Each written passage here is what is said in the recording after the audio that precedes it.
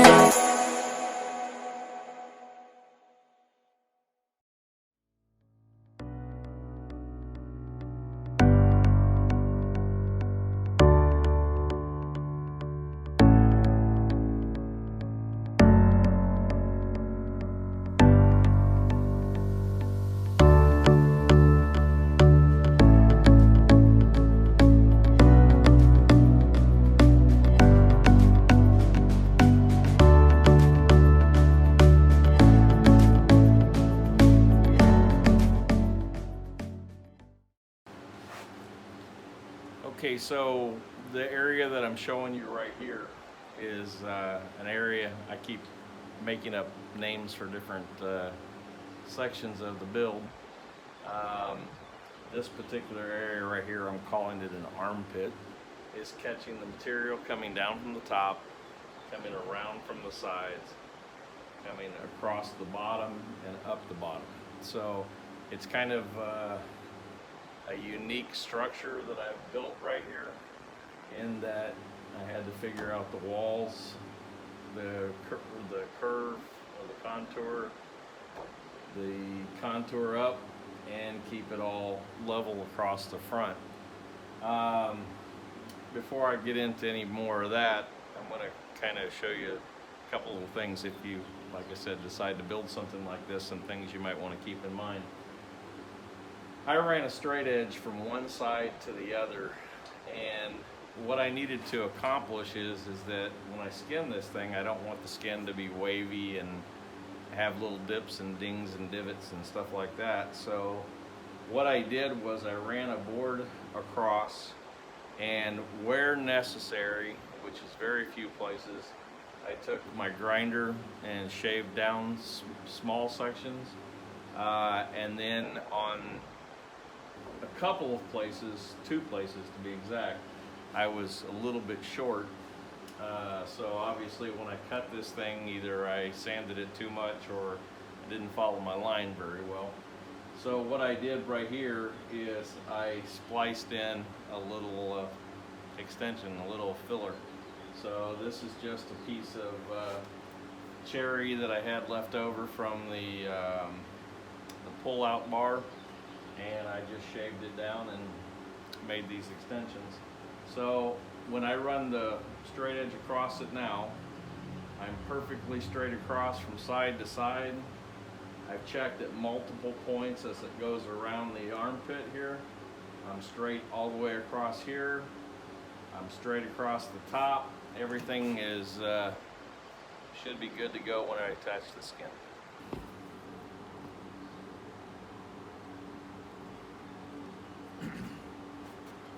What I did here was I cut all of these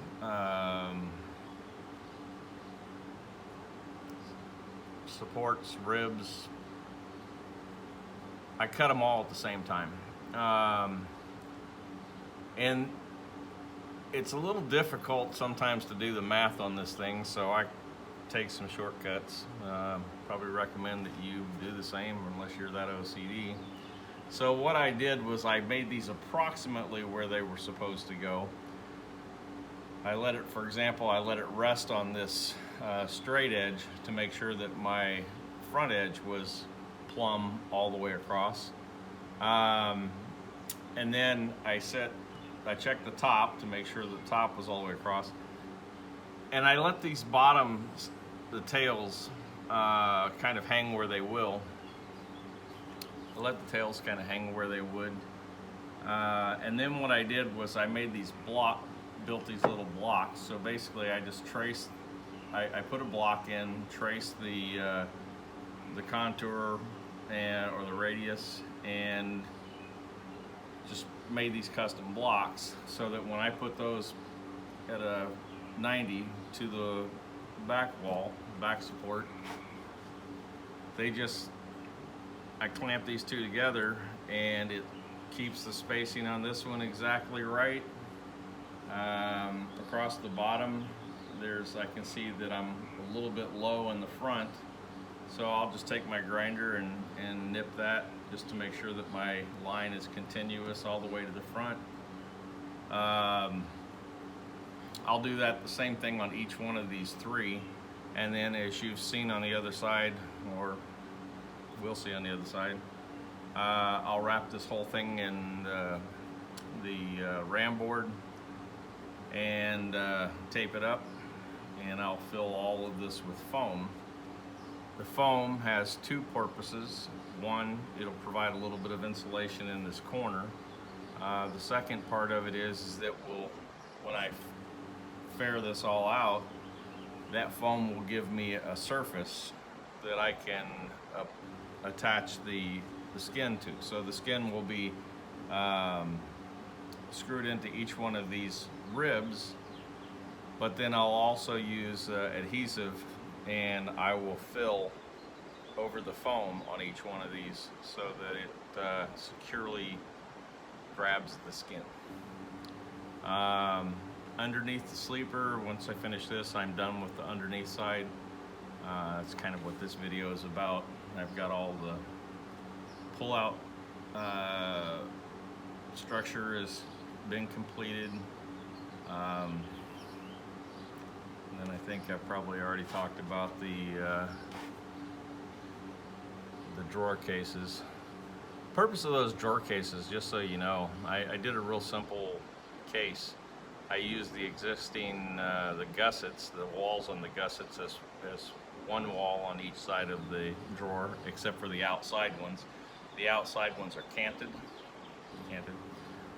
So I had to square those off and put in a block on each side to bring them square. And then I just took 1/2-inch plywood and made the side walls for each one of the outside drawers. After I finished the drawer boxes, I went ahead and I put all the insulation in, so everything's fully insulated up front. I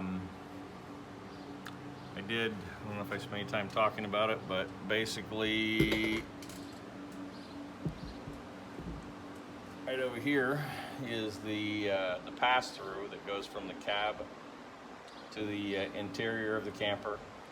When I glass this, I'll glass over that, and I'll very carefully come out and trim that so it keeps the contour, and that will end up being the door that when the camper is off the truck, I'll be able to put that door in and lock it in so that no one can access the inside of the camper. And then after the skin is on, I will put a foam seal on the outside of the camper, or either there or I'll put it on the back of the truck, one of the two, so that when this camper is pressed up against the back of the truck, we've got an airtight seal all the way around. So I'm pretty content with everything so far. The only thing left to do for the bottom of this sleeper, after I finish this one armpit, will be for me to attach the skin. So I went back and forth on this. I considered using just 1/4-inch sheets of plywood and putting several layers of fiberglass over top of that, just to help keep the weight down. But I'll be honest with you, as big as this thing looks, and I know that there are some guys out there probably saying, oh my God, that thing probably weighs a ton. Well, it doesn't. And when I get to the end of this, I'll share with you all the materials list, tell you what the weight per sheet of 3/4-inch plywood, 1/2-inch plywood, 1/4-inch plywood, the materials that I used. I will come up with a fairly close estimate of what it will weigh. Right now I'm thinking it'll, I could be wrong, I'll probably look like an idiot here, but I think I'll come in well under 1,000 pounds.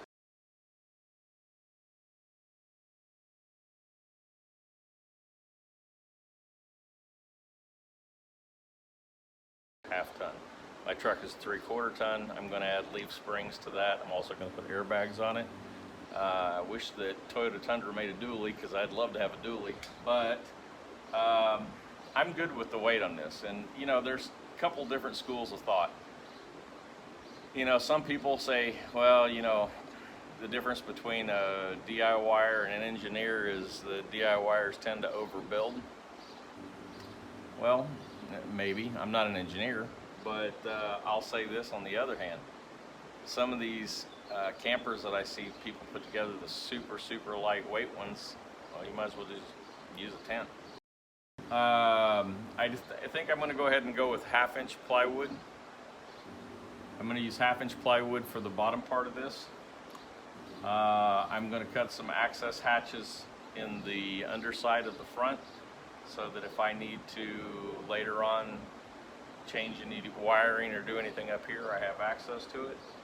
But as soon as I get this this bottom sheet on and finish up this armpit thing over here, the hardest part of this camper will be pretty well done.